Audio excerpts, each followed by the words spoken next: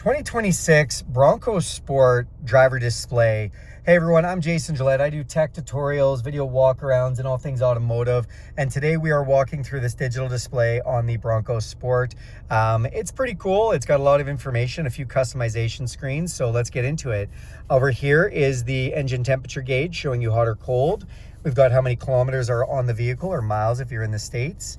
Outside temperature is 13 degrees. Beside it's a little Bronco picture that does nothing but looks cool. Shows us what gear we're in, and if I change my gear selector, you can see how that works. That little A with the cross through it means that my engine auto off is not working. I actually have it turned on, but it's sensing that I need something in the vehicle. Maybe it's too cold out for it to shut the engine off. Or if I just went ahead and I pressed this button here, that's also going to permanently disable that feature, and you'll get this indication coming up that you've done that. Then beside that little image is a fuel gauge showing 215 kilometers to empty. Again, I've got it in metric. If you switch to miles, it'll show miles. Fuel gauge on this side with the little gas station pointing with an arrow, which means our fill up cap is on the left side of the vehicle, the driver's side. And then it shows that somebody's unbuckled, and that would be me in this case. Up top, you have a compass showing I'm pointing west, and then we have a nice digital speedometer in the middle. Now, when we come on the steering wheel, these are the controls to kind of go through some menus and things. So these are the up and down buttons, and then this is the back button, this is the menu button. I'm going to start just by hitting this menu button to show you what happens. When you go into menu, we'll just go off the top here. So you have My View, Trip and Economy, Bronco Information, Vehicle Maintenance, Audio, phone if you have a phone connected, and then Settings. We're going to start at the top with the My View. When we go into My View, these are all the different My View options you can put in here. And so basically when we go into the top of Configure My View, if I go into this, then we can decide what we want to show in My View. So right now I just have navigation as well as tire pressure.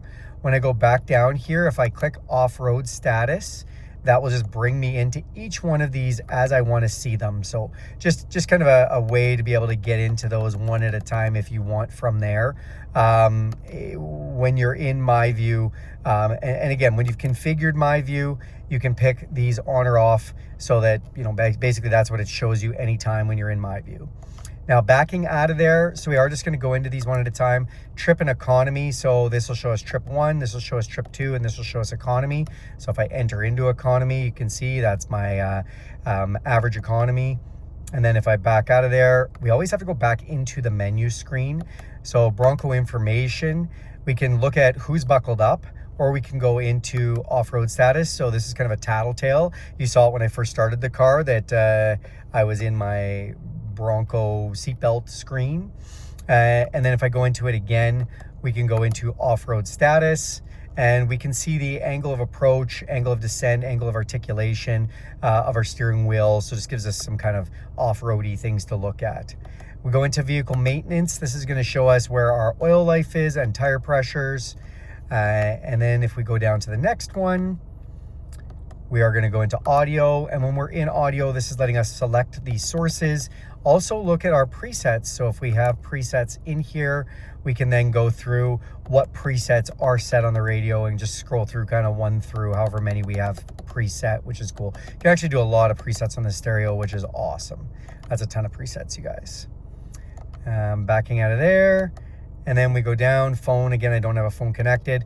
In the settings screen, this is what I wanted to show you. So settings, we can go into screen content, and then we can choose what is in our left gauge, if anything.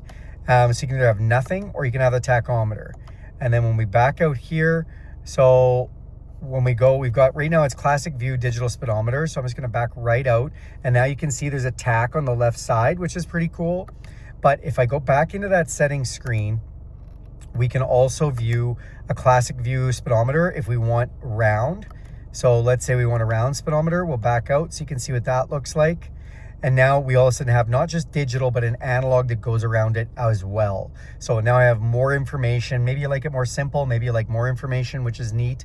The other thing I wanted to show you in that settings screen for your speedometer is that you can go in to screen content and add a secondary speedometer. So when we do that, it's going to allow you to have both metric and imperial. So if you're crossing the border a whole bunch and you need to have both, or you just like to see both, you can have both displayed there. So now you know all that kind of stuff.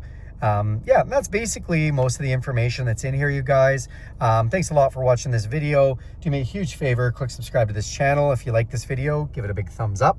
Also, if you have any questions about this, throw that in the comments section below and I'll get to that right away. And if you really love my content and want to see more of it, go ahead and hit that bell icon. You'll be notified every time I make a video. Thanks and have a great day.